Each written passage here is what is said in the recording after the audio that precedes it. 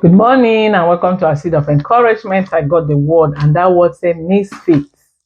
I want to speak to all of us that I feel like we are a square peg in a round hole lately. You feel like you don't fit in anywhere. You just not being yourself lately. You put in your best, but your heart keep lingering. Your heart lingers. You're not wanted. They don't need you there. You putting in your all, but you are not being appreciated the way you feel you should be. You are not being compensated the way you feel you should be compensated. You are not being treated the way you feel you should be treated. You are pouring in all. You are pouring in to this thing, pouring in this relationship, pouring in this person, pouring in this community, but nobody's pouring back on you. Paul asked a question in Acts 21. He said, "What are you doing here? What are you doing here? You are where you are not wanted. They keep on rejecting you, no matter the love you show, no matter the pouring you do, no matter the sacrifice, the initiative that you're doing everything, but it's not being returned back, it's not being reciprocated, but your heart lingers, your heart wants to be there. You want to stay back there because the heart lingers, the heart wants to be there, the heart feels. I want to speak to us that feels that we should be there, that feel that yes, it's gonna work out. Let me put more, let me pour in more. I want to speak to us today. I want to tell you now, everyone that feels that you've not been enough, that feels I'm not lovable, that feels low self-esteem.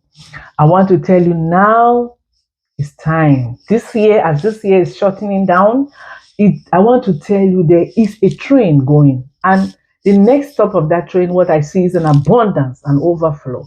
And you cannot have abundance and overflow if you stick in one place. You have to step on that train so you can get into your next stop. You have to move. You have to tell your heart, you know what? Now the Bible says I should think of things that are praiseworthy, things that are lovely, and I have to move. Now you have to come to the place where you begin to recognize who you are and know who you are and who God has called you to. That's why Paul is asking them, why are you still here? Why are you here? Why are you here weeping and crying because you don't want to go up? You are fearing that if he gets to Jerusalem, he's going to be bound. And he's asking you, why are you weeping? Why are you still here? Why are you in this standpoint? I want you to pick up yourself, dress up yourself, and move, and begin to let go of all those burdens, let go of those judgments, let go of everything that is holding you back because you are God's general. God general, the worst of the battle is what's going to come to you.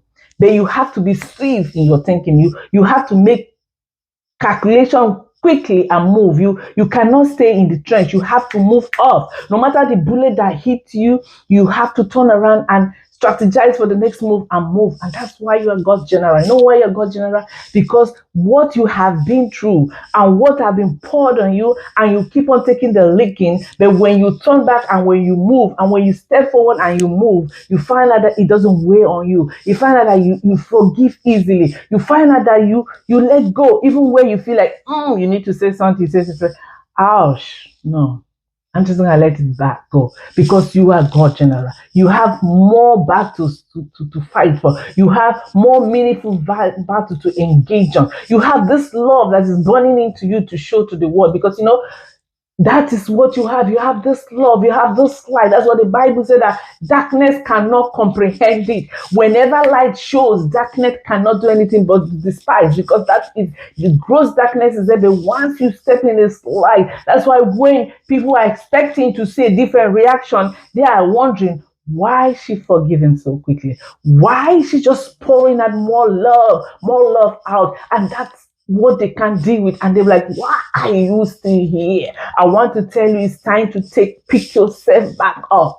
You have waged this war. You have waged a good war. You have fight a good fight. It's time for you to step forward. It's time for you to go forward, because this train is moving and it's not stopping. It's moving. You have to keep going. When you get to the non-stop, it's going to release the abundance. It's going to release the overflow. You have waged this war of your heart. You have waged the war of your mind. Your mind has been a battlefield lately, and it's pouring out those words on you, but I want you to begin to imagine God speaking to you and telling you you are good enough.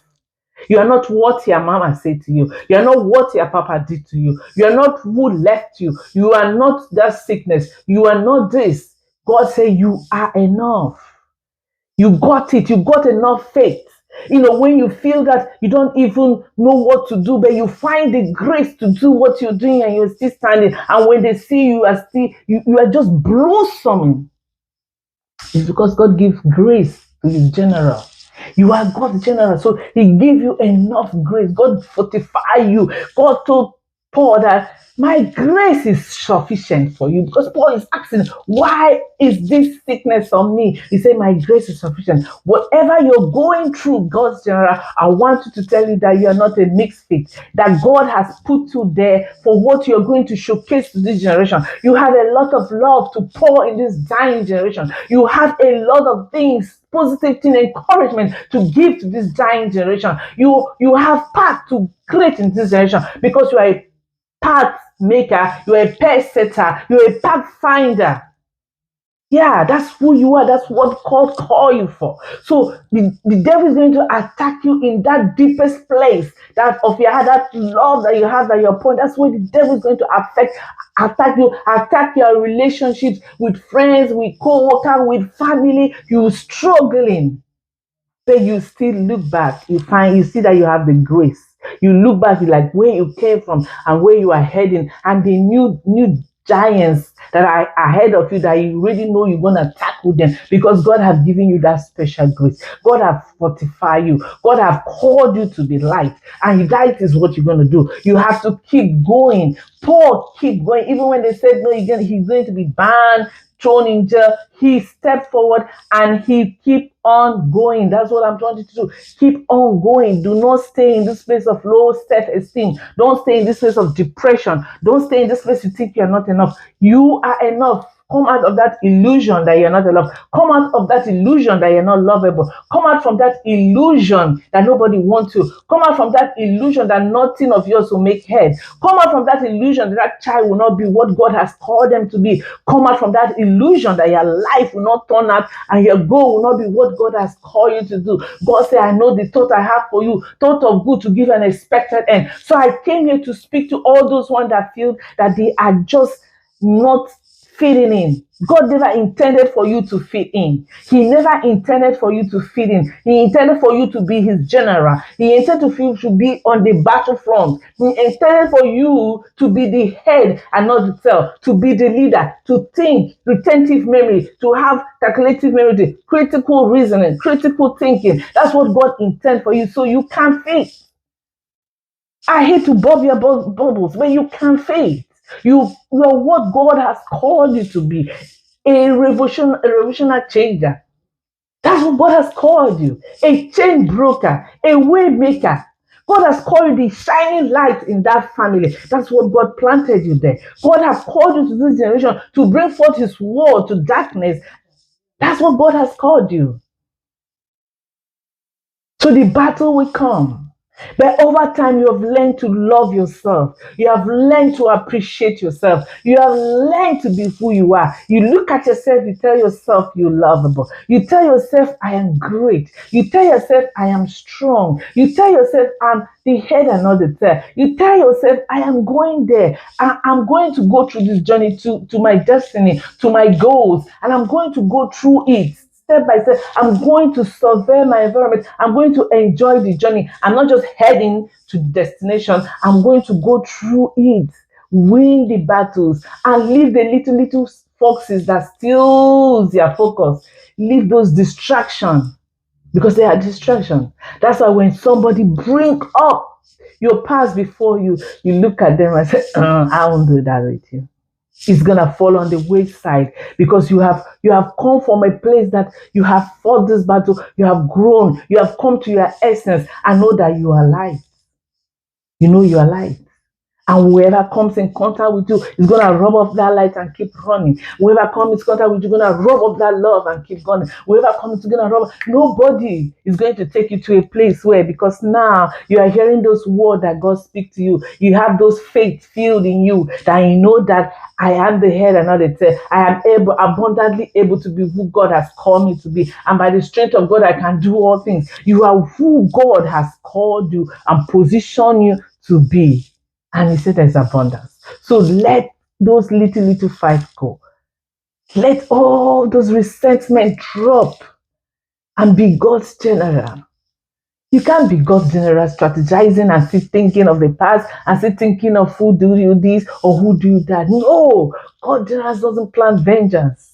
They let God do the battle. They move ahead, orchestrate ahead, creating plans, creating pathways, leaving their footsteps behind so people can walk in. They pull people along. That's what God general. You pull people along with your love, with your kindness, with your belief.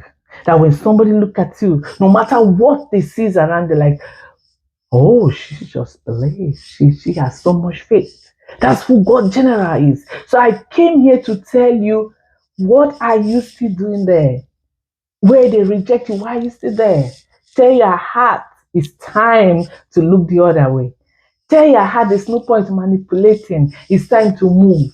Move on to where God is calling you. Make windows open up for the gifts that are dropping to come. This train has moved. It has left the station. Make room for the gift it's bringing your way. As this year is running down, I want you to look at yourself and know that you are not a misfit. God doesn't intend you to fit in certain places. God intends you to be an example. God intends you to create the path. God called you to be an eagle, to soar higher. So you cannot stop and react to any dog that barks at you. No. You're going to love them and love the hateness out from them. And know who God has called you to be. He said you are his general. He called you to be a chosen generation, a peculiar person. Peculiar. So you can fit. You are peculiar. You're unique. Uniqueness is all written over you. So act like it. It is just a reminder to tell you that you have waged this war. You have waged a good war. And that's why you have come to the essence where you accept yourself. You forgive, you love, and you keep on going. I love you. Have a wonderful